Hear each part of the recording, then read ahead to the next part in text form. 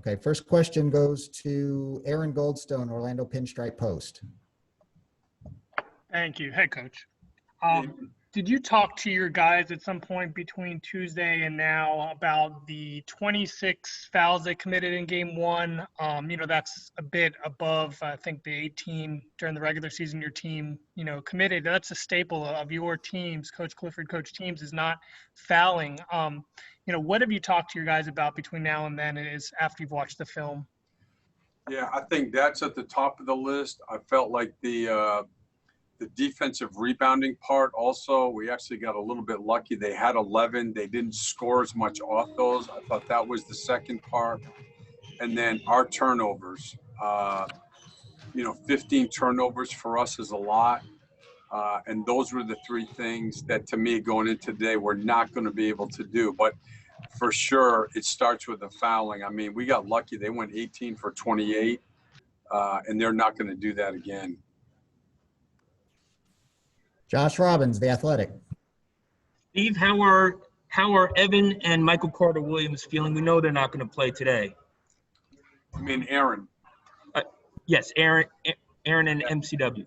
Yeah, I think they're both a lot better. I think Aaron is closer than Mike, and he just doesn't have the strength back in that leg. But he was actually watching him yesterday. They played some live 2-on-2, and he's moving a lot better than he was when they played on Monday. So I mean, I think he's closer, but it just depends on how things progress, how much stronger he feels by tomorrow.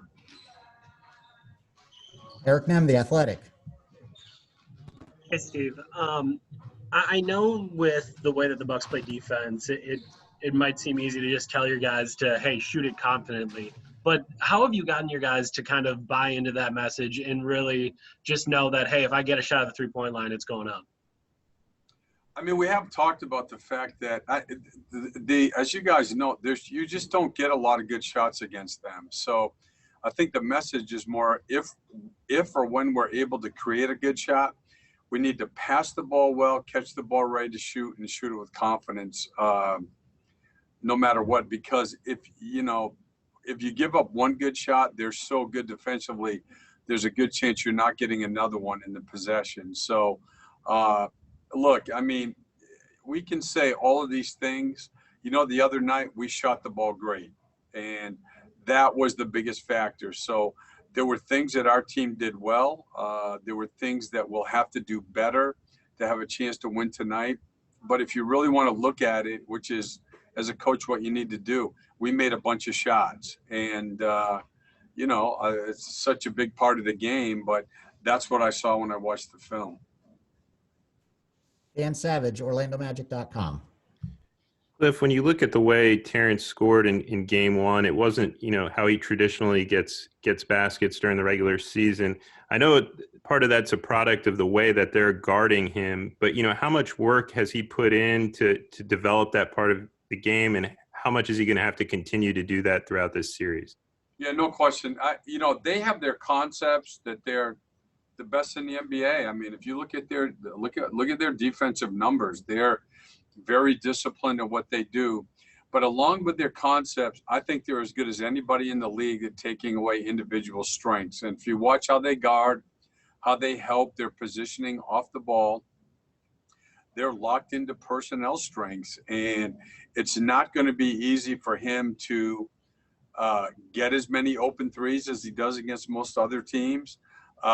He's going to be able to get some threes. They're going to, they may make him hurry. And so I thought what he did really well the other night was he played really well without the ball, and he took what the defense gave him, and that's what he's going to have to do.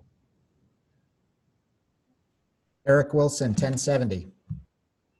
Hey, Coach, good afternoon. I just wanted to ask you just your thoughts on Chris Middleton. I mean, we know in game one he shot 4 for 12, and I know the world is not expecting to see that tonight. So what's your plan against him? We're trying to be as aggressive with him as we can without opening everything else up. I mean, he's an incredibly efficient offensive player. He scores in a number of ways. And I felt like our guys did a good job on him the other night in terms of, being disciplined and trying to get into him without fouling. But he's not, like you said, he's not going to go 4 for 12 every night. And again, he's so good and scores in so many different ways that you've just got to be, disciplined about every aspect of defense and, make him take tough shots. I mean, that's all you can do. Josh Cohen, OrlandoMagic.com. Hey, Cliff, how would you assess your team's screening in Game 1, and how important will it be to continue to be a good screening team the rest of the series? Yeah, I showed him a bunch of good screening clips yesterday, and I think it's one of the biggest. I think that two of the biggest fundamental areas for us for this series are screening and passing the ball on target to shooters, and we were very good at both of those in Game 1. They go under a lot against us, and so it makes it difficult for us to get them in rotation or have plays which will challenge their help. And so the screening, trying to take away the under is a huge part of what we have to do. Any other questions for Coach Clifford? Okay, thanks, everybody.